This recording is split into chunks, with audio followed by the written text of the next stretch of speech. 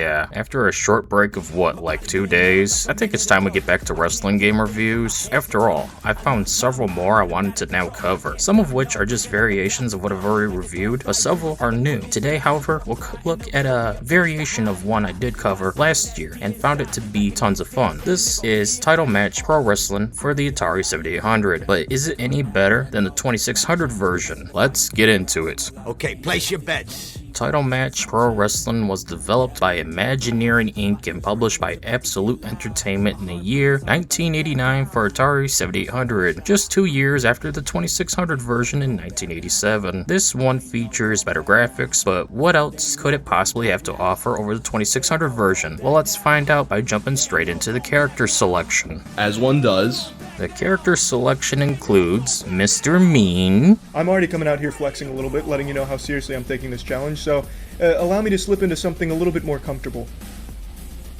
Big Chief, Mad Dog, and Skinhead. What? What the fuck? Yeah, anyways, besides that, there's nothing else here. It's just the same exact 4 wrestlers from the Atari 2600 version. You'd think because it's a next generation version, they'd include more wrestlers. I mean, they're just basically reskins of each other, so why couldn't they include at least 2 more wrestlers to give some more variety, more value over the 2600 version? Oh, and just like the 2600 version, you can't pick your opponents in any of the modes.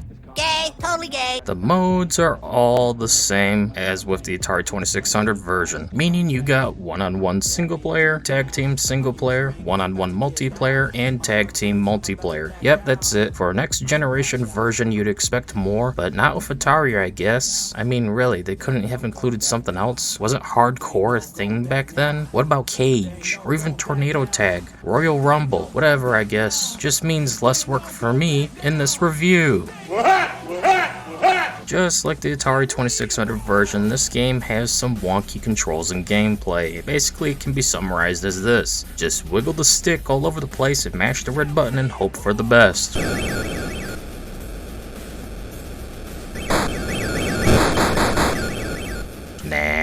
But in all seriousness, you push left and right to grapple, down for kick, and up for punch, with the combination of the red button. Not bad overall. Gameplay wise, it's just super shallow, repetitive, and monotonous, yet I do enjoy that to an extent. Hell, I'd rather play this than the Genesis WWF games, that's for sure, or even the mediocrity that was Here Comes the Pain even. Of course, just like on 2600, the AI isn't exactly laid back. It will be bipolar as fuck. Sometimes you can easily win, then there's times it's nigh impossible to even fight back, and you can only sit there saying this.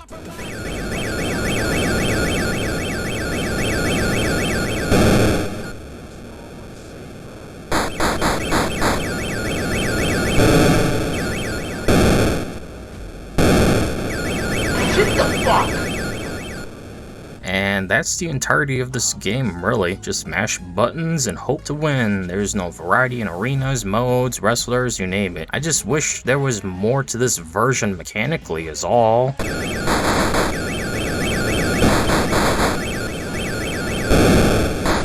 To even win a match, it just takes 2 pinfalls. That means if the enemy gets 2, even if you have 1, it's over when they get that second pin in. It's not like a fighting game where you get another round to truly decide things. And let me tell you, when you win, it feels so good.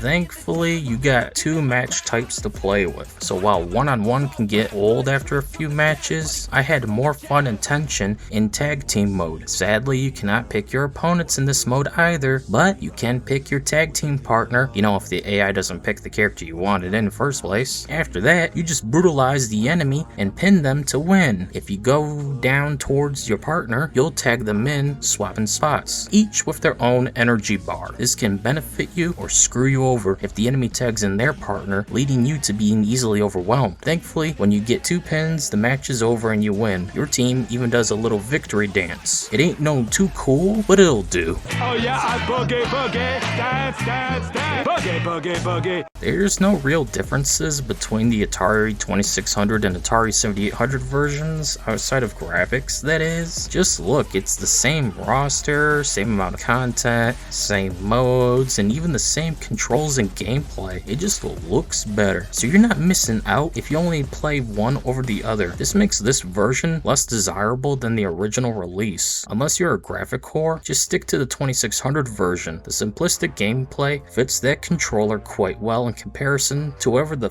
fuck they conceived for the 7800. Seriously, what kind of fucked up controller is this? I mean, it's better than the 5200, but it still ain't great.